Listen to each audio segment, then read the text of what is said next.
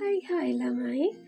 මම පොඩ්ඩක් ලෙඩ වෙලා ඉන්නේ ඒ නිසා තමයි පොඩ්ඩක් කටහඬ අවුල් වෙලා තියෙන්නේ ඒක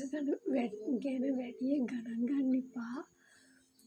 මම අද කතා කරන්නේ පයිප් ක්ලීනර් ගැන මම මෙහෙම වීඩියෝ එකක් දාලම නෑ මමත් ළමයි පයිප් ක්ලීනර් වලින් මල් හදනවා මල් වාස් හදනවා හෙයා බෑන්ඩ් එහෙම හුඟක් දේවල් හදනවා තාම මං හරියට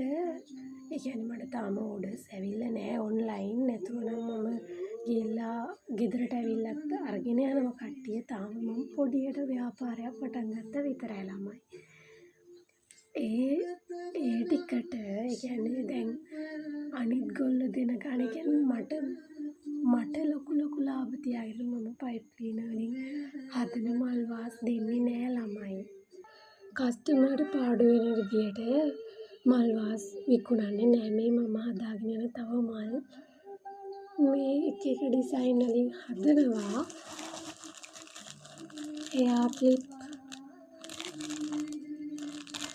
ඒවා එහෙම දැනට හදාගෙන යන ගමන්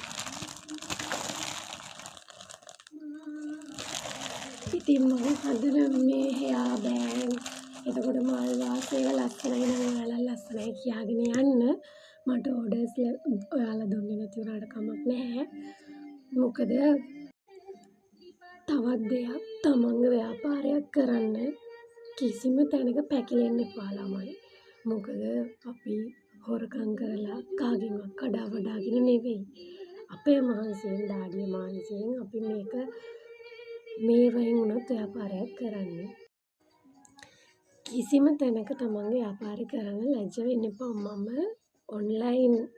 පේජ් වල ෆොටෝ පෝස්ට් එහෙම දැම්මට මට ගෙදරට ඇවිල්ලත් ඕඩර්ස් දීලා මට යනවා කස්ටමර්ස්ලා එතකොට ළමයි මම ගොවි ජනකෙක් ගිහිල්ලා මල් වාස් අරන් විකුණා කස්ටමර්ලා ඇවිල්ලා මට තව ඕඩර්ස් ලැබුණා එතනින් ඒ නිසා දැන් මම තව පොඩි වැඩ වගේක් හිතන් ඉන්නවා තනින් තනට ගෙනහිල්ලා හරි ඕඩර්ස් ගන්න එතකොට මං මල් වාස් හදනවා එමෙම කියලා කට්ටිය දැනගන්නවනේ එහෙම කරන්න හිතන් ඉන්නවා මේ මොකද ලැජ්ජ වෙන දෙයක් නෑ මම මහන්සියෙන් හදලා කස්ටමර්ස්ලාට දෙන්නේ ඒ නිසා කිසිම දැනක මම ලැජ්ජ වෙන්නේ නෑ නැත්තම් පොඩක් ගොල්ලෝ හිතයි අන්න අතන යනවා මෙතන යනවා මේ අරගෙන අර යනවා තවත් දෙයක් ළමයි කාගේවත් ඕඩර්ස් නැති කරන්න නෙවෙයි මම මට ලාභ නිසා මම මේ ගානට දෙන්නේ